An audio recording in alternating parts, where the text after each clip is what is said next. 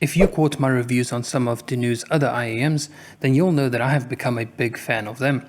From their build quality to their sound quality, Dunu tends to offer some really great products. However, most of their products also do tend to cost more than what your average person would be willing to spend on a set of IEMs.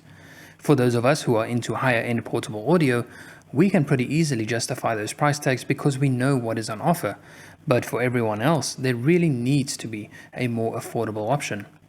Enter the DM-480, which is Dunu's answer to the immense rise in value-packed sub-$100 IEMs. I have to say that Dunu did an excellent job on the design of the DM-480 shell, as it almost looks and feels like a custom shell design. The ergonomics are completely on par with what you'd get on any of FiO's more recent IEMs, if not even a little bit better. Okay, no, plastic housings are never really going to feel as substantial and as premium as machined metal ones do, but the DM-480 still feels very good nonetheless.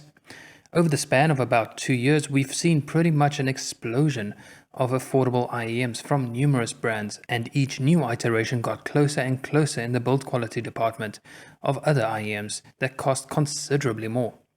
The sub $100 bracket has especially been really impressive, and it seems the DM-480 is well and truly at the upper end of the spectrum in terms of the build quality, but not so much in the price. When taking a closer look at the shells, I'm having a really difficult time finding any obvious flaws. There is maybe the odd little bubble here and there, and the faceplate is perhaps a little bit sharper in some areas than what it ought to be, but overall the 3D printing process Dunu used here has resulted in a remarkably high quality product. The cable is also of pretty decent quality, albeit a little generic. Dunu describes it as being a high purity OFC silver plated wire, which is of a 4-core design. It's relatively soft and doesn't get kinked or tangled easily, but I'd be lying if I said I didn't prefer the cable FiO included with the FH1S, which does cost a little bit less than what the DM-480 does. On the inside is something a little more unusual. Instead of a hybrid driver configuration, the DM-480 sports a dual dynamic driver setup in each earpiece. I think the last time I reviewed an IEM with this type of setup was with the original TIN T2. The drivers in question here all measure in at 8mm in size, and they all feature titanium diaphragms. With an impedance of just 20 ohms and a sensitivity of 105 decibels, the 480 is also pretty easy to drive, essentially negating the need for a dedicated amplifier to power these properly. So whilst the design is really good, especially the comfort, and in particular when we consider the price point, it's when we have a listen that it starts to show its limitations rather quickly.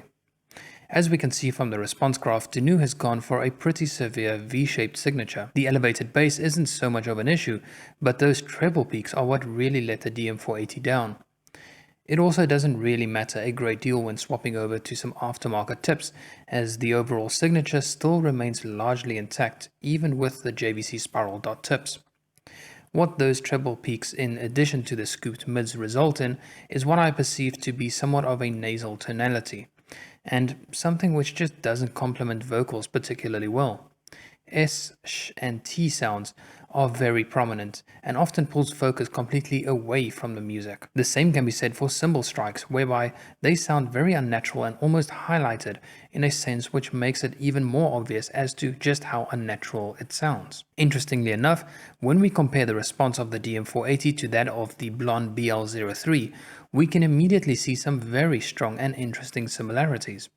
The DM-480 basically has an almost identical signature up until when we get to those treble peaks. So I suppose if you like the BL-03 but you want more treble, then the DM-480 might just work out for you. But personally, I'd pick the BL-03 over the 480 each and every time, simply because to me it just sounds more enjoyable and correct.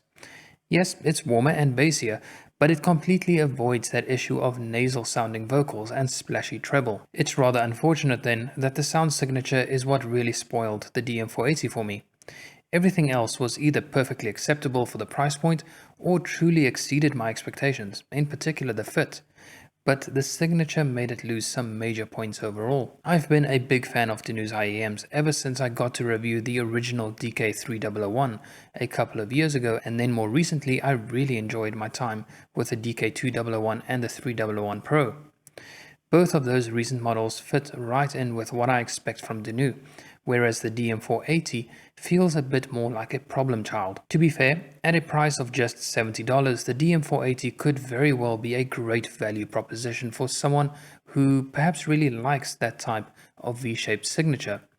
But if you've become accustomed to a more neutral and natural sound character, then the DM-480 simply will not do. Besides, there are other IEMs out there, such as the BL-03, which cost around half of what the DM-480 does, and in my opinion, just sounds considerably better. Then there's also another new contender, which I will review in a little while, which will set you back a little less than what the DM-480 will, and yet I feel that it sounds pretty incredible for the price. I'm not going to reveal what that IEM is just yet, so make sure that you are subscribed for when that review comes out. Anyways, the DM-480 looks good, it feels good, but the sound is just very meh for my kind of tastes. Oh well, I guess we'll wait to see what Dunu can release next in this price bracket. They've got the build and fit almost completely nailed down, so with some more refinement in the sound character, they really could produce a total home run, something which truly could compete and perhaps even surpass other offerings that are currently available. Well, that's it for this review. Thank you so much for watching. If you've enjoyed it, hit that like button and do consider subscribing. That's all from me for now, and I'll catch you in the next one. Cheers.